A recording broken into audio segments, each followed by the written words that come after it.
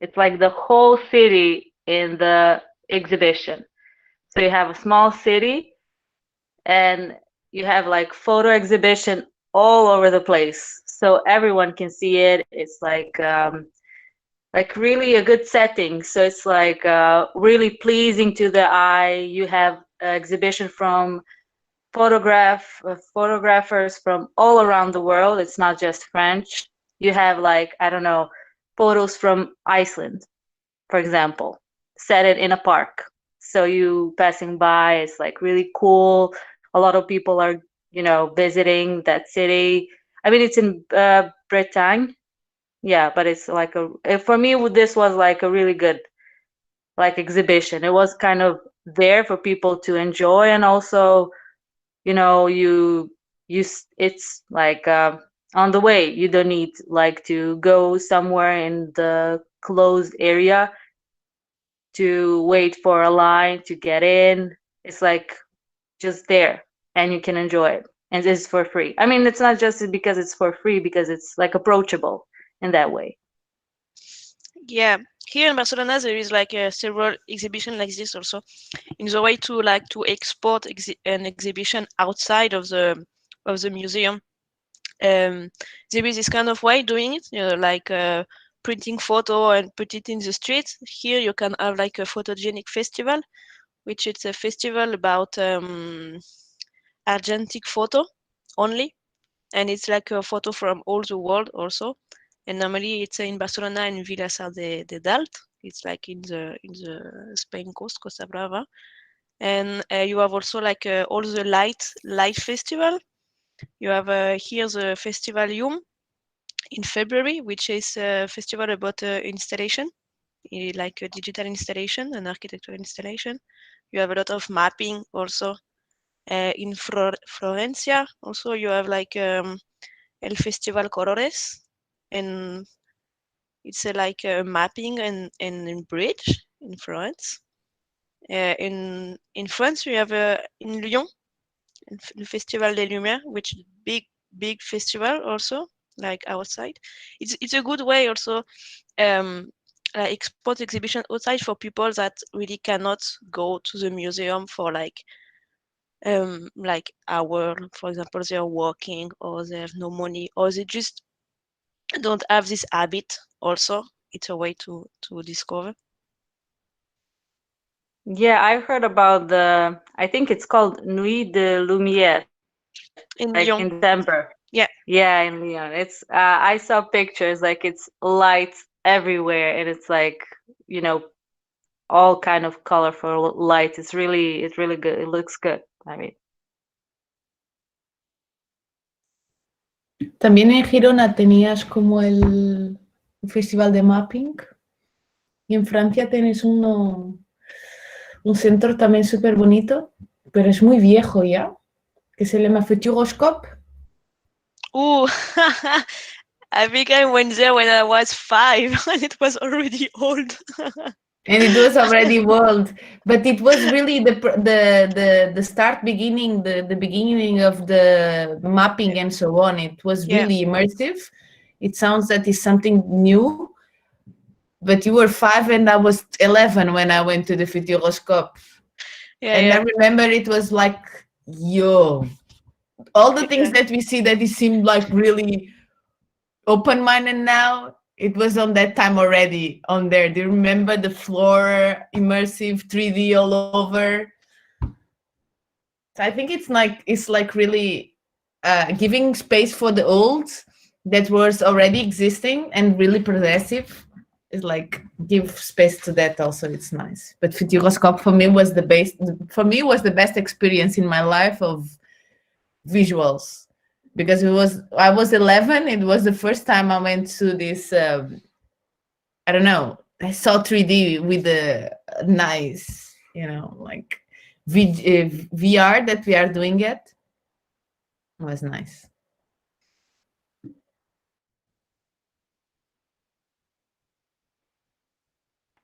There is also a very good exposition in Paris. I don't know if you already said this. That does a lot of famous painters and does painting choreography. And I think last year was with Van Gogh. And it was Yeah, amazing because it's a it's very big space. it's And Van Gogh. the ones before. It's Atelier des Lumières, where it's like each year they're doing like 2 or 3 different artists. And I think the opening was with Klimt, and after it was Van Gogh. The last one was with Chagall, Manet, and all these artists from also the Nabi period. And yeah, and the fact is, this company, so Culture Espace, they're like one of the big ones in the world, because they were really like in advance, because they're doing this since a lot of time, and also they're exporting a lot this kind of technology, because now they're also working in South Korea. And for them, it's not only a way to make an immersive exhibition, but it's also to make like a revalorization of a place. Okay, because for example, in South Korea, it was a place which was like historical place, but with not so much life. And they did it also in Bordeaux, where a place it's like a subterranean place, and there is some water, so there is a reflection of the video on the water. And they begin in Arles with like this antique Roman place like Colosseum, and they begin there like for like doing like recreative fight of gladiator, also with trying making video and everything. And they are like really important because they are like digitalizing a lot of piece, but like with a really high technology, in the fact they are really keeping like the resolution of the painting.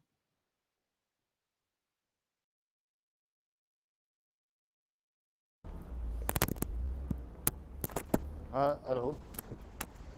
I was thinking about two things actually. That the first one is the exhibition Anthropocene. I don't know if you know it. Like super famous, I think now, about environment and human responsibility in the change of the climate. And it was okay. I'm not so used to go in exhibition, even if I like it. But that one was pretty interactive, I think. I don't know. There were like a sort of cinema place in which you can see just one image of the teeth of the elephant burning, and it was you felt it like around yourself, and also a lot of interactive tools to play with, and so that one is the first. And about exporting things outside, like I know that in Italy there is a movement that is called MEP, like Movimento Emancipazione della Poesia, movement of emancipation of poetry. That is not exactly an exhibition, but they just print poems from the people who write it, like everybody, and they attach it in the streets, like all the year. So like all the year you can find new poems around in the street, and the whole city becomes like more and more a book of poems actually. And they started also to make some other actions, like to go in the library and put little poems inside the books that someone will buy after. And so you are at home, you bought a new book, you open it, and you find a poem inside. And it's super nice, I don't know, I love it actually.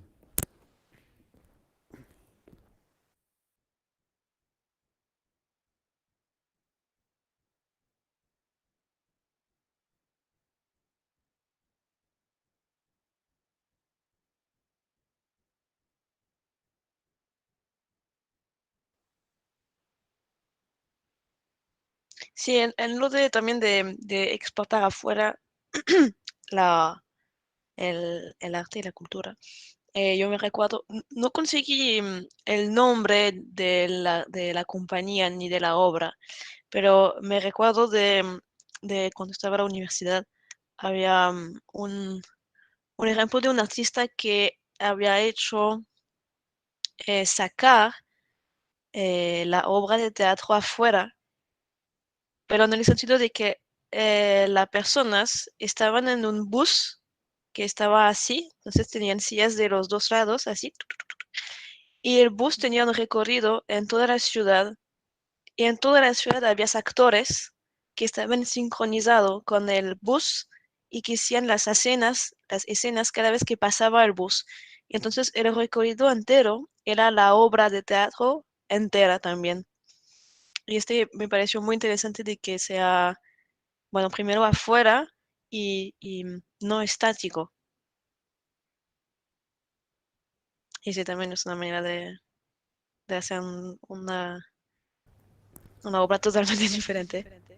Yeah, I saw in Modena, in Italy, in a festival once, a play in which the people were inside a van, and the actors were pretending to be like, I don't know, the people who like take migrants from a place to another, you know, like all the game of the play actually it was built on the fact that the audience is the migrant and they are taking them away, like treating really bad them actually, super bad, like scaring with guns, and the audience just hears sounds maybe in some moment, and then when the vans closes, it's all black inside that they cannot see anything, and they get shocked actually because they run super fast.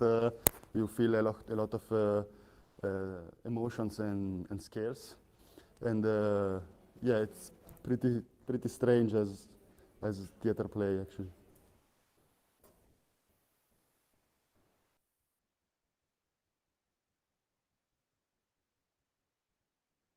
Sí, también something that is doing more and more, it's a mix between a theater and escape room. I have a friend of mine like did it for a castle in France, and they were like trying to bring more people, so they create like an escape room directly in the castle between different places, and they put like actors inside each room, and all the actors has like a role, and like in the actors there is like one murder, and all the visitor has to make take notes and find which was a murder, like a bit like a cradle. And it was like 2 hours doing this, and at the end of the play they were like voting for who could be the murder inside the theater piece.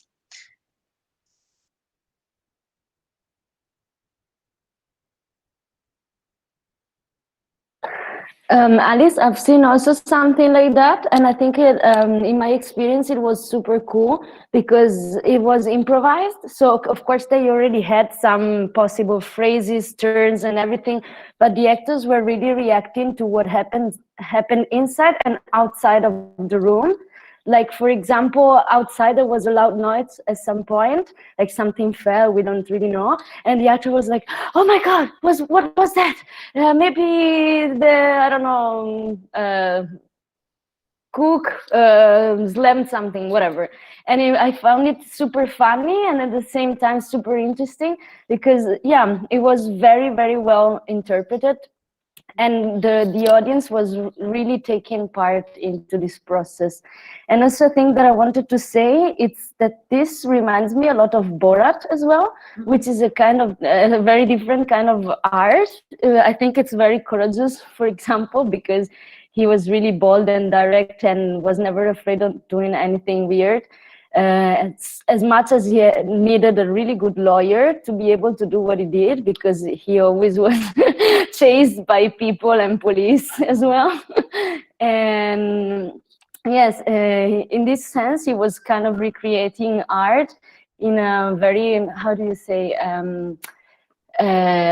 politically incorrect way to I can't speak English anymore.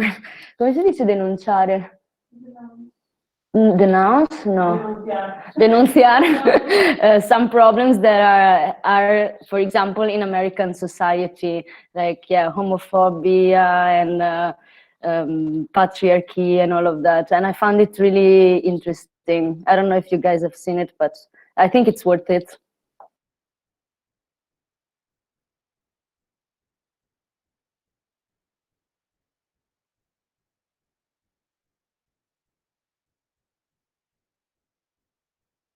Yeah, for me, it's really stressful to watch Borat. As you said, like it's he's really brave, especially like when he kind of knocked everything in a antique store, like everything that was like almost like precious. I was really stressed out for him. But yeah, I mean, about this participation, I think it's really interesting because we have also here in Serbia, for us it's not that drastic like this migrant story, which I tried to search in Google. If you can tell me what is the name of the play with the migrants in Modena, I think that you told. I would really like to see it. I would really like to see it. I actually don't remember. It was a Spanish company of Uh-huh. theater that was in Modena just for this festival, but I can't remember the name of the play. Okay, I will search it. I find it really I will interesting search it. because I find it really interesting I think that because I here we think don't that have that kind of here we extreme. don't have that kind of extreme. It's Mhm. more like participative. Like we were moving box with the with the actors.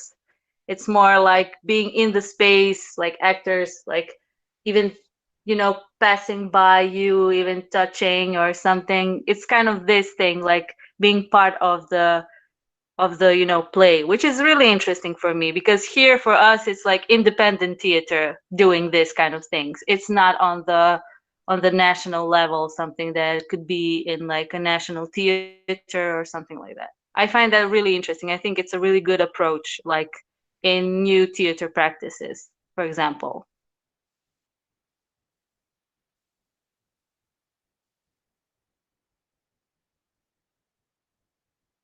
Yeah, I super agree. Super. And also, I think like to export, to do plays outside for theater companies, it's super challenging, and it's completely another thing in respect do it inside the theater. Like inside the theater, people come, pay the ticket, and just stay there, and are your audience actually. If you do it in the street, you have to do something that can take out the people from their normality of the day, like they are going somewhere you don't know, but you have to do something so cool, so communicative, I don't know, so effective, that people want to stay there instead of go somewhere else. And so it's super. I remember a guy that told me that everybody when they all the company when they have something play. They do a play in the theater, then they had to try it in the street too, to see what happens, just to see what happens.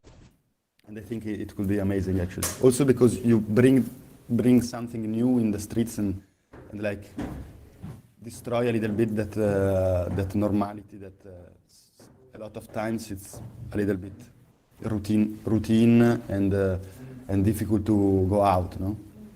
So it's an element of strangeness inside the city actually.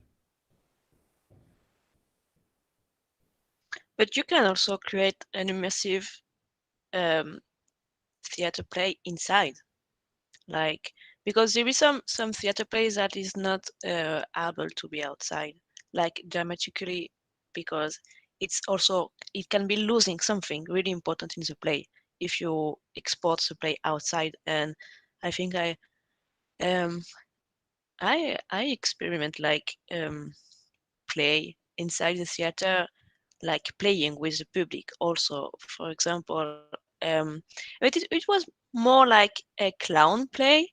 Normally they really like, because they need a really strong a relationship with the public clown, because clown, it's sentimental, really. It's a really sensitive way to play.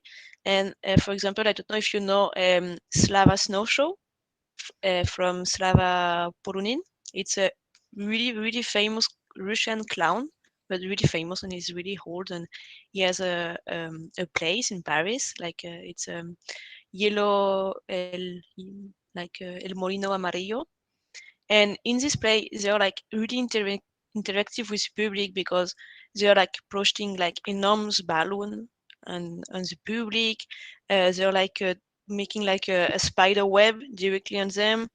And there is also a way, for example, to hide in the public. In Barcelona, I experiment. It was like not an exhibition, but more like a talk from how you can manipulate the public. And at the end, we are like really all manipulating by the guy talking, because they were like it was about Trump, like when he was elected in the only time he was elected, and they were paying people to applaud on the street for them and during events.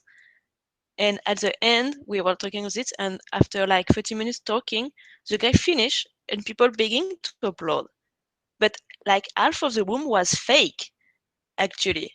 And they were like just applauding. It's like encouraging people to applaud, and there is like this group mass effect of, if someone is doing something, the people just next gonna do it and do it and do it and do it. And it was actually an immersive play inside also.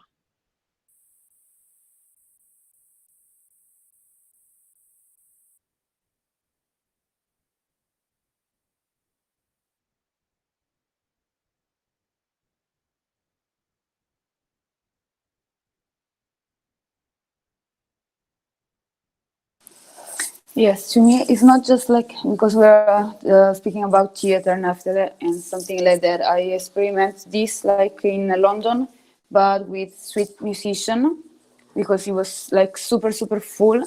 And I don't know, for example, in the main places there were these guys, two guys I remember. One with a violoncello, and one with a guitar, but like in 1 minute they were this super crowd, because they were singing some song really famous from Queen. Right now I don't remember if it was something, We Are the Champion, I don't remember, but like in 2 seconds there were this massive person, like I don't know, really a lot of people singing all together, like in the middle of the city from nowhere. And it was like magical to me. This is from like my experience, like more or less in London, and it came up like really a lot of times. I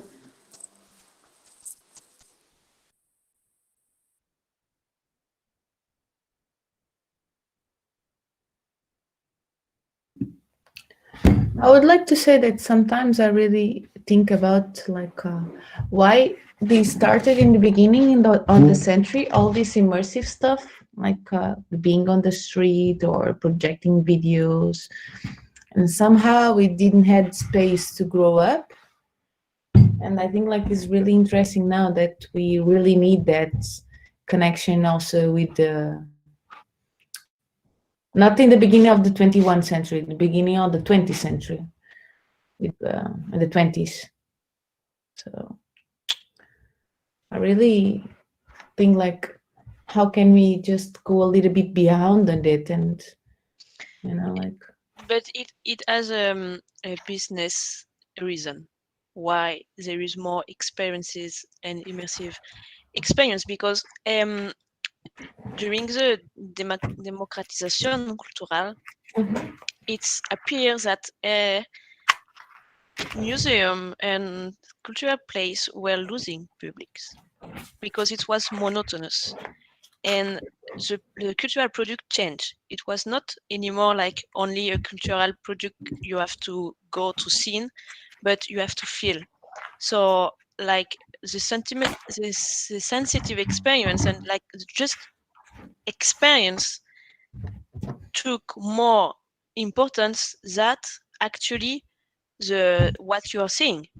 And that's why now there is so many different ways to create an exhibition or doing a play and everything, because actually people are not going to see a painting because this painting was painted by a famous guy and blah blah blah blah.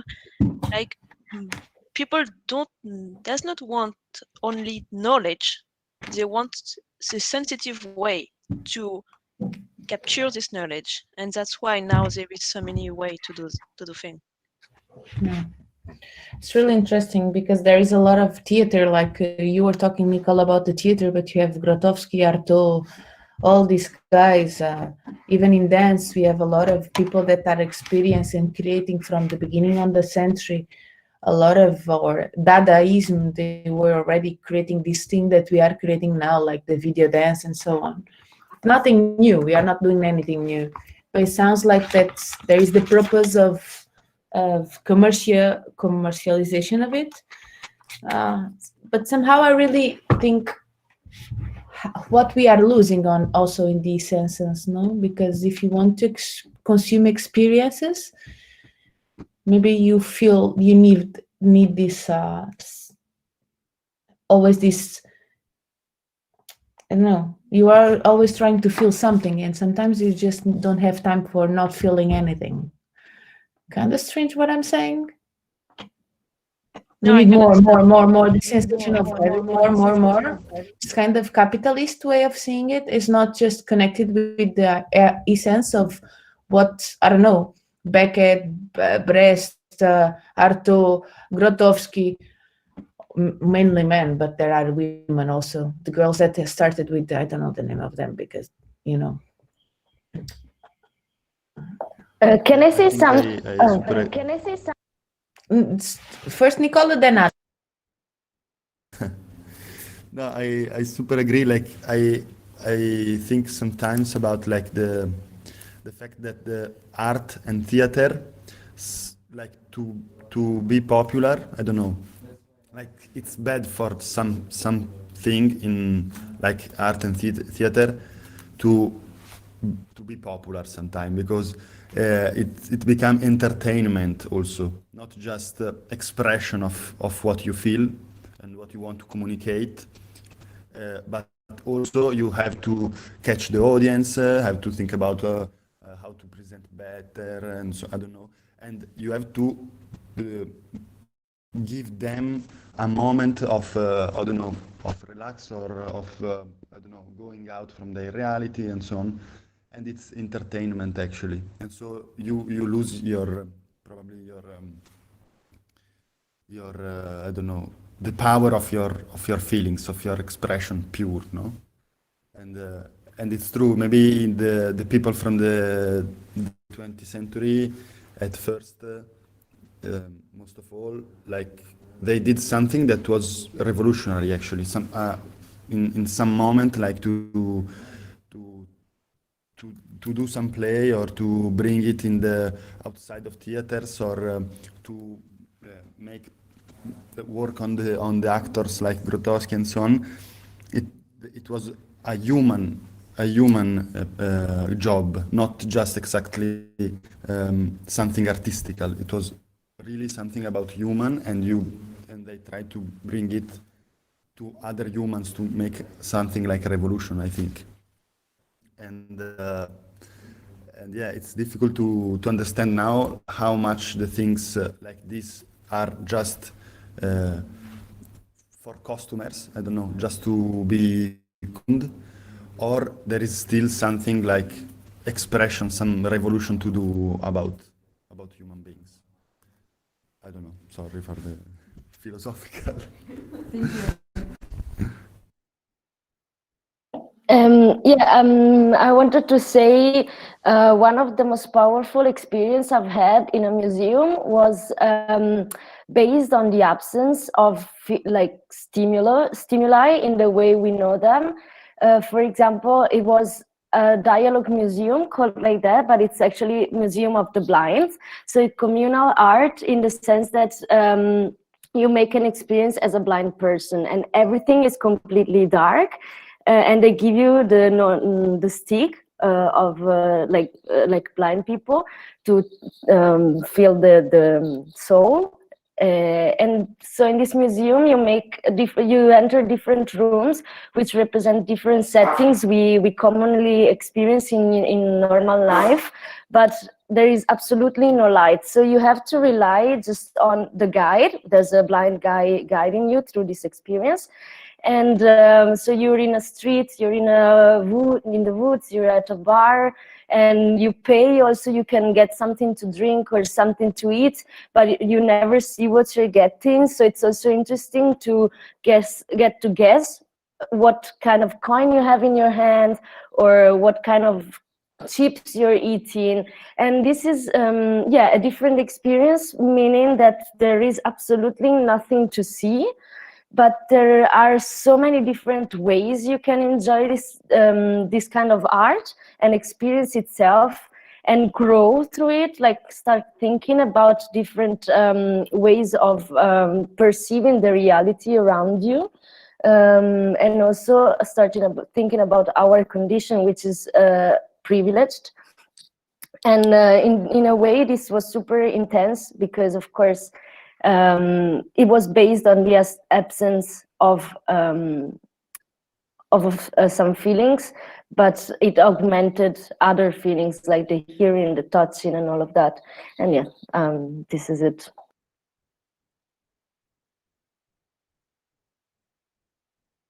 Well, maybe I would like to say as well something about how we got here and why didn't we kind of developed in a more way.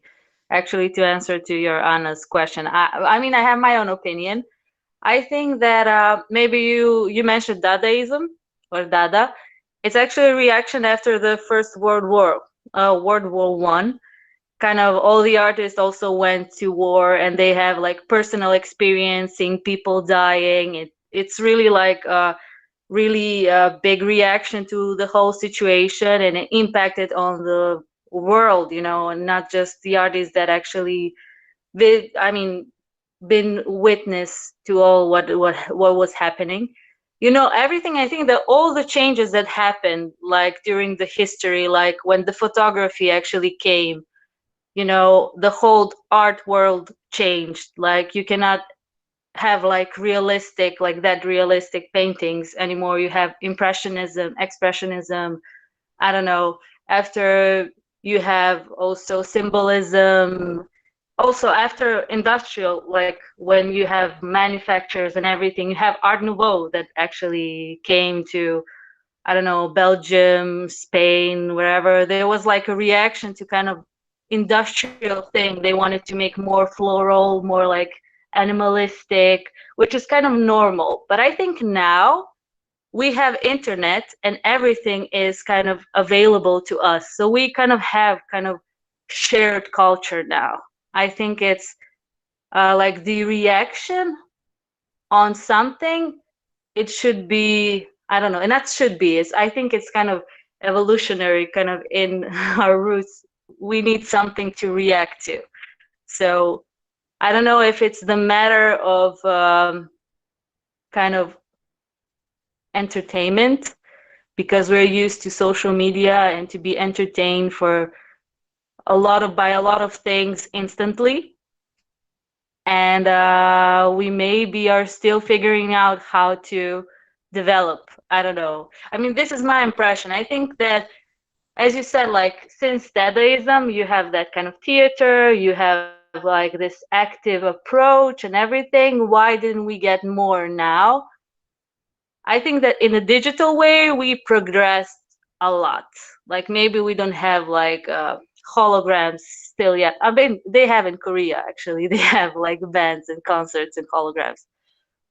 But I don't know. It's interesting to think about it, but I have my kind of opinion. I think that it's still developing, but I don't know if it's like developing in the right rhythm or is it short. But it actually made me think about it as you, as you, put the question. Yeah, I think it's interesting to think about it. Because I think we have more technology, but then we don't have more art. So that's kind of paradox. Yeah, it is. And also we create more as more technology and more like it is connected with what we put it on the table in the market, and we're going to talk about it. That's why I put it on the table also. Yeah. Because aesthetics, it's a paradox now. The aesthetics of the 21st century is not mimesis, is not just to paint something beautiful, or it needs to be extra beautiful with the extreme, ¿cómo se llama? Reality paintings, or you go to the opposite, like everything needs a meaning. But somehow now everything is like kind of, we created the aesthetic of contemporary, what is contemporary now, but we lose the essence of creativity. That's saying Nicola, just like, as more as you know about art, as more as you see there is no progress on it. We are just repeating ourselves over and over again. And even like the aesthetics based on it is kind of, I don't know. So I think I really like this idea of democratization, and I know that, but I really kind of.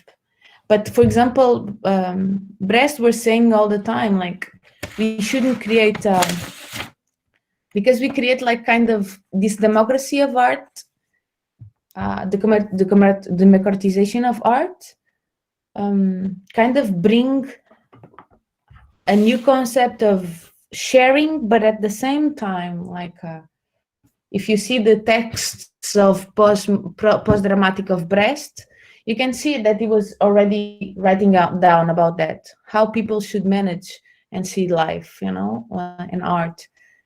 And we should share it, but we should not just share it and be complacentes, no? I don't know the name of it in English. Just to pretend to make them enjoy. Life is not just about joy, just to feel fulfilled our, like, I don't need to, sorry, Andrea, I will use the wrong word, like kids, just this demanding stuff. I really need this, as like kind of something of, yeah. And art shouldn't be on that point, even though I really like all this immersive stuff, and I think they are really important. But how many people of that seen the immersive stuff already seen a Van Gogh in their life? But I think we have, in my opinion, this is not like this really. I think the entertainment, it's a state of mind of really few people who enjoy this immersive art, because I think as a first point, like plays and people using immersive art is not because they want to do entertainment things. I think it's because they really want to democratize culture, and they want to bring some people that really cannot enjoy like a conventional exhibition because they cannot speak this language, and they don't want to speak this one also because it's old, and they have like a stereotype of on prejudice of what is it. So I think people who propose immersive exhibition and all the new way to do a cultural mediation, they really want to share in a professional and in like a knowledge way. And I also think that people who come to see this, they are not coming just only for consume. They really want to know also. And perhaps it's just a state of mind. More is because sometimes it's really expensive in immersive exhibition. So if you just want to consume entertainment, you go to the cinema, and it's less expensive, you know. And so yeah, there is a consumer entertainment with social media, but it's not this in the culture, I really think. And because if you ask to people, in my opinion, people who never experiment like conventional exhibition and go in a new thing, they're gonna tell you they're surprised, and they now want to see the original painting of this, you know. So it's just a step for me. It's not the final product in reality. It's a step because you can go in an immersive or a new stuff, and if you go to see the real painting, you will be impressed of the real painting, really. So yeah, perhaps there is people who don't consume this with the good state of mind, but I think it's a little percentage of this, you know. Yeah. I very much, can I add something? I very much, you're rapping. No, you can talk. Okay. I very much agree with what Alice said. Like, first, two things. The first is I went to this painting choreography with my father, and my father is very cold. I mean, like close to art in this sense. So he goes to museums, but it's like I I can see that he doesn't really feel anything or is not so interested. He's like, okay, I'm here because I have to be here and know this art, but not really interested. And when we went to the Van Gogh, and it was so immersive, and he could actually like be inside it with the music and everything. I I think this is like the only time I've seen him moved by it. So he was like, wow, this painter was amazing. And he started getting more interested in his life. And I really think that he started appreciating Van Gogh more because he could be more connected thanks to this experience. And also, like connected to what Alice and Nicola said, I don't think that people watching what you are expressing diminishes the value of what you're expressing and becomes entertainment. I think it's actually just sharing. Like if you're feeling all these things, I think it's more valuable if you actually express it and share it with others. And yeah, that's more or less. Can I say something that goes a bit upstream compared to what you're saying? But I think sharing is important and inclusion is important in arts, super important.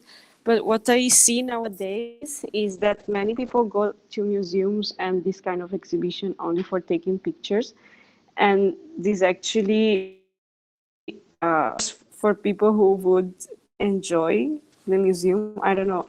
The immersive exhibition that I've been to and the famous museum like Vaticani, Uffizi, and whatever, I've never enjoyed them because to actually see the paintings or the sculpture or whatever, I had to punch many people or like people were punching me all the time. And I don't know. So there's two sides of the medal, you know.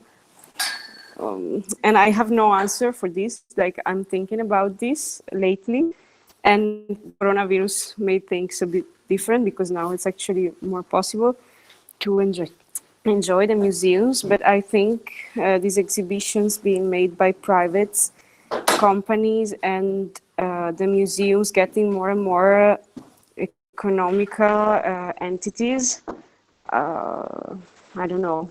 I think they don't care much about how people feel at the exhibition, but only how many people getting to have more budget.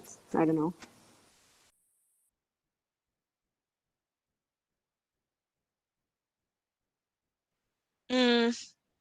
I don't know. I'm not so agree because I never seen a museum or a place that does not care of the public. Reality. I never seen a museum like who only cares about merchandising and stuff like this. Never, because this is a really important relationship, museum or cultural place with its public. So yeah, it's true. Cultural, it's a deficit. It's a deficit sector. That's true. Like states cannot pay all the museum on everything. So museum has to have a mix financially way to be alive. So that's normal. They are also making statue with a private enterprise and everything, because if not, there is a lot which cannot survive like directly. So, but that's not because it's a private enterprise that use a public space. That means they only want profit. I never see this, really. Because there is always a philanthropic need, you know? Can I add something? Yeah. Sorry, what Margarita said. When you were talking, Margarita was wondering about this photographer.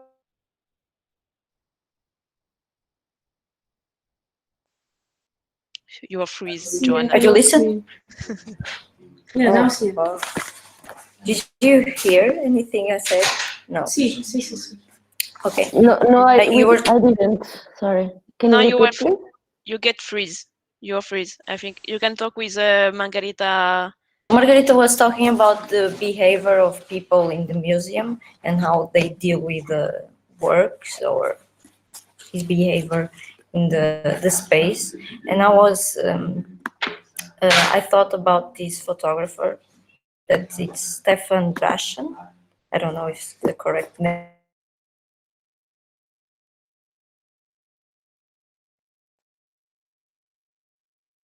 People in the museums. You're frozen. So use mine. Use the mic there. Anything that I said before. Did you? How? Okay, No, I'll it's good. repeat again.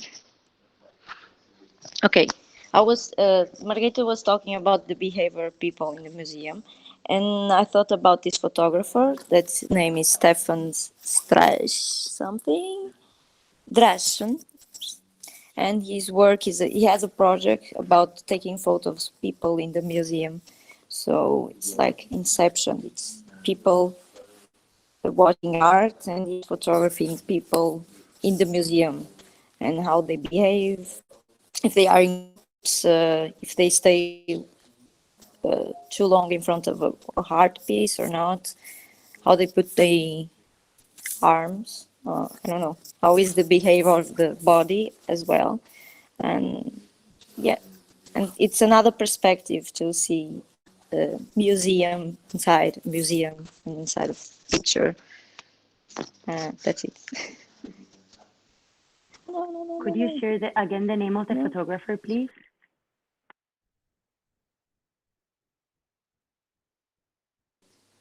I can put the link here. Stefan Draschen. Sorry if it's not the correct way to say it. I will put here a link so you can see it.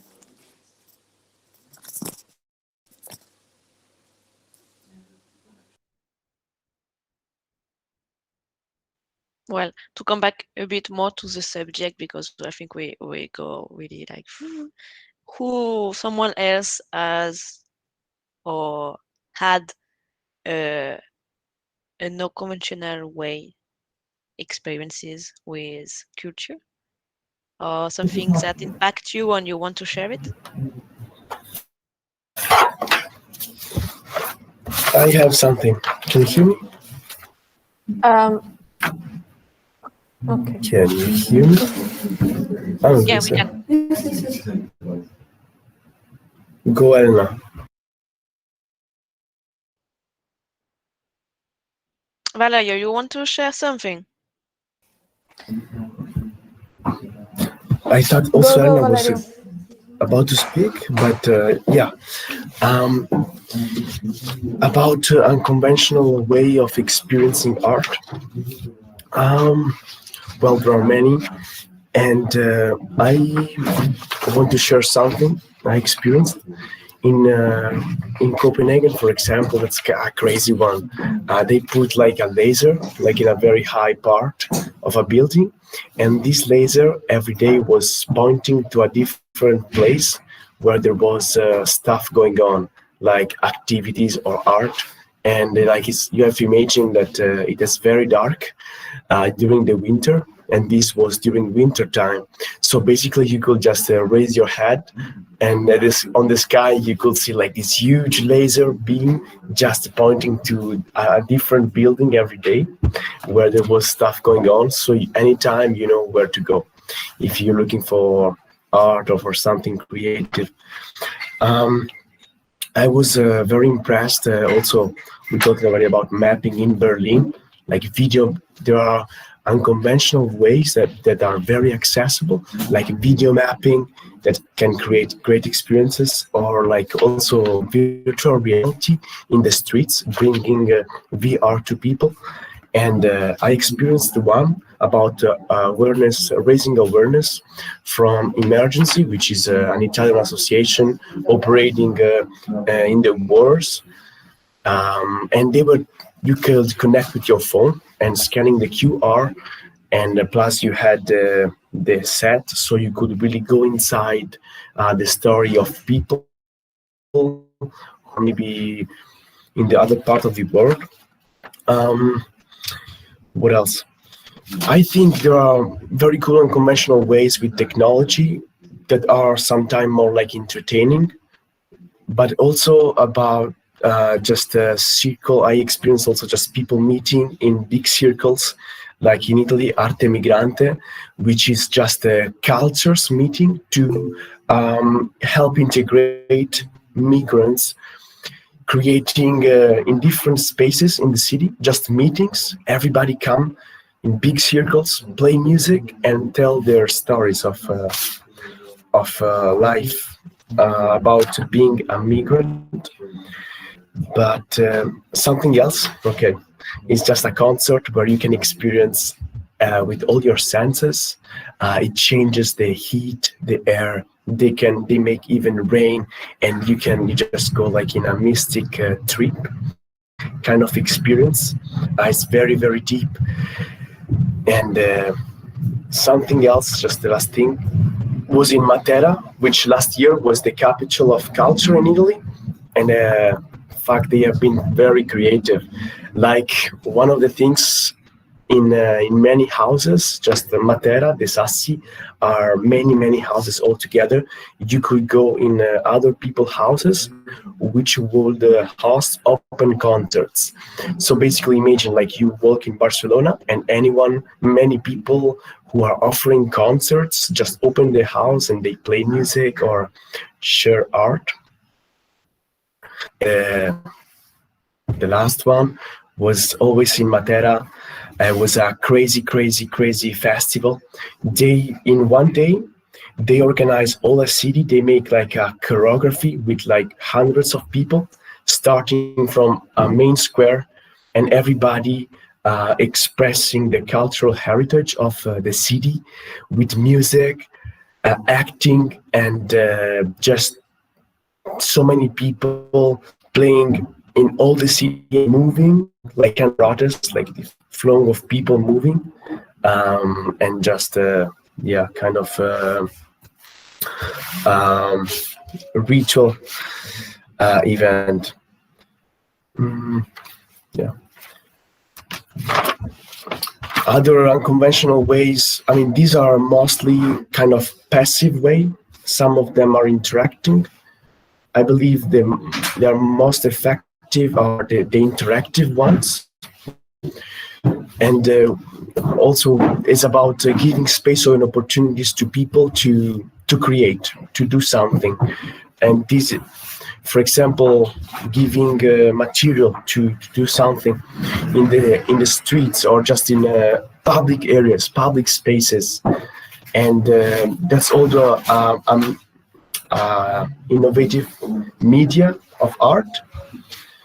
But yeah, I mean, I will stop here. But I would like to make connections with other stuff that we touched, but maybe it's too much.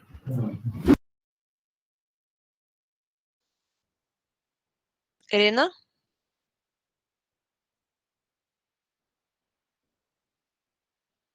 Yo creo que Elena está freeze. Yeah. With interactive art in Florence, I went to Marina Brown. You had sort of interactive kit that they gave you. Elena, better if you go and speak in And another in each computer. room, you had to like do events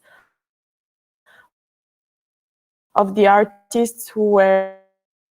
So I've been to. Okay. Se te oye entrecortado. ¿Qué me prestó? Julian's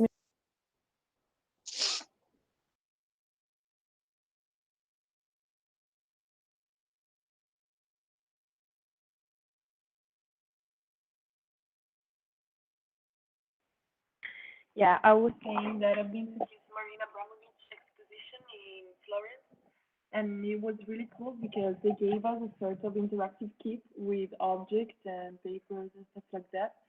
And in each room had a different performance live made by artists, and you had to do some sort of activities in every room related with that performance, and it was super cool. And also I've seen like Van Gogh exposition in virtual reality with the and I've done quite a lot of a few things like that. But for example, last week, me, Isabel, and Giovanni went to Cosmocaixa, which is a science museum here in Barcelona, and we thought we were going to pay €6 for the ticket because there were no like discounts, discounts or something like that. But in the end, the lady really insisted for us to enter for free, and it was super cool because it makes you live science in another way. I think people already don't have access to art, and I think they have even less access to science, you know. And so I think this is really efficacious. Effective. Because, for example, I have problems with making calculus. It's a calculation. Math. Yeah, you know, I have problem with math, and some scientific things are hard for me to understand. But in that museum, it is like super easy because you see things with your own eyes. You know, it's like a whole experiment place, and I think, these kinds of things shouldn't just be related with art, but also with science and all of this.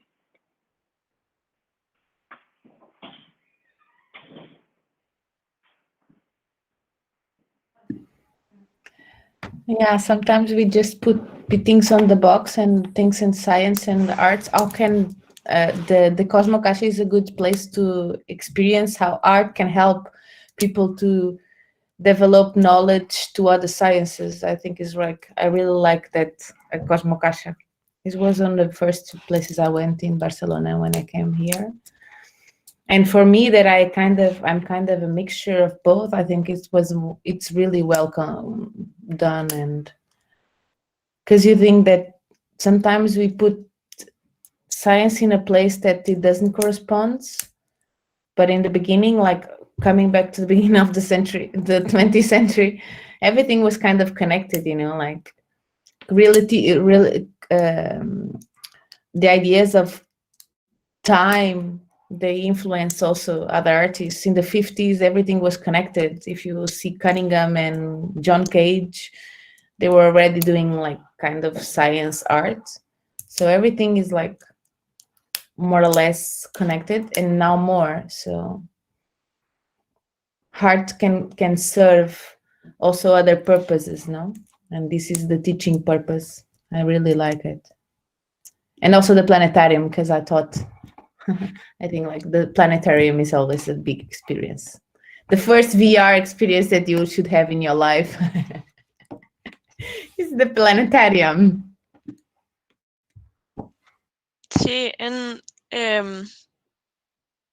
yo creo que justamente, I think like just right now we are at the moment when art and science are gonna like exist, because there is more and more exhibition about science explaining with art, and art based on science reality. Because, for example, I thought about Olafur Eliasson. It's a Danish artist who was exhibited in the Tate Modern in London. And this guy, it's more art than scientist, but he was making experiments about light and how to neutralize some color in the light and create space only with one color. And it's not like he project one color, but like he found a way to make you see only one color, like physically only one color. I don't know if you know. I'm gonna to show you. If you want to see, I put it in the chat. And also the exhibition of On Air from Thomas Araceno in Playa Tokyo was about this also. It was how spider can explain you how the world works, how you can move just with hair, because that's how spiders move, really. They use like wind to move from a place to another way. And how you can relate it art with this, explaining you how you can do it also, moving just with your hair. So yeah, I think it's a one of the better way to to explain science, because also I'm really bad in science and math was my nightmare in school. But yeah, I perfectly understand Elena.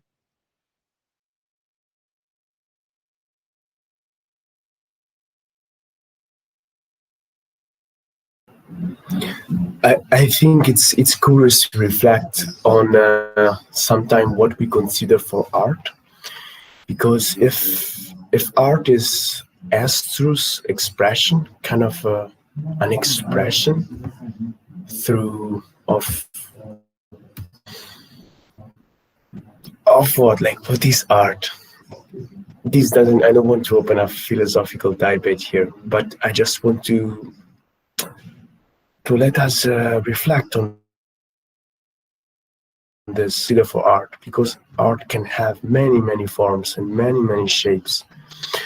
And we have, I believe art is expression of something from a person, a being.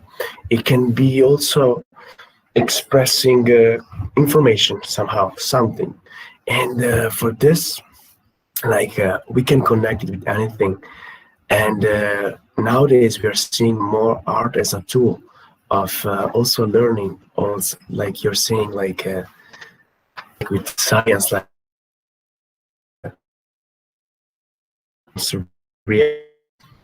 and we have new tools as well. We have a lot of movement that is going on right now to think art in alternative ways. And it's also a media of a creative media to to consider art, for example, also in a school or in science, to express it in other forms. And here there is like a whole new different of like art, of also like the digital creation, also just thinking about virtual reality, of like immersive reality, which is something is just born, it's just blooming. It's just a new opportunity for us to communicate, to understand. And for me, this is very mind-blowing, just to think how much with digital content we can also create with like virtual reality. You insert something, and with such immersive experiences, what you can experience. And that's all art also, I believe. Just the creation of anything. We can now create potentially such immersive content, and that anyone potentially can perceive. So yeah, it was just a reflection.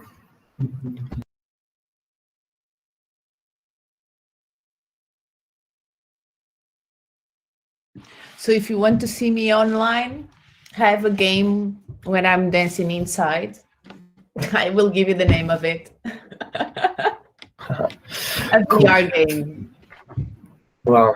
In Students, we have also VR also every year. Also empowering, to empower people and movements. Imagine just and also to make the change. Like art is very, very important. And I will just share link in the chat, which is the press statement from European Union about the new European Bauhaus, which basically is like a way of how can we empower like the green transition through also art. How can art connect with science? And is actually an open call, which has actually opened just a couple of weeks ago, for anyone to create ideas and how to connect art with engineers and science for the change. Because also art is allowing, is a media to everybody. So how can we use art in such a way also?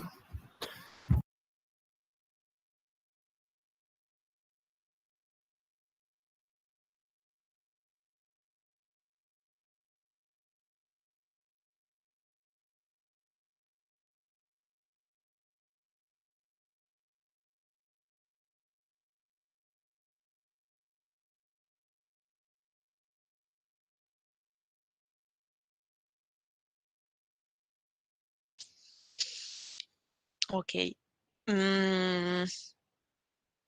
Si alguien más tiene algo que decir, que lo diga ahora o que se calla para siempre. Hace ya 1 hora y media que estamos hablando.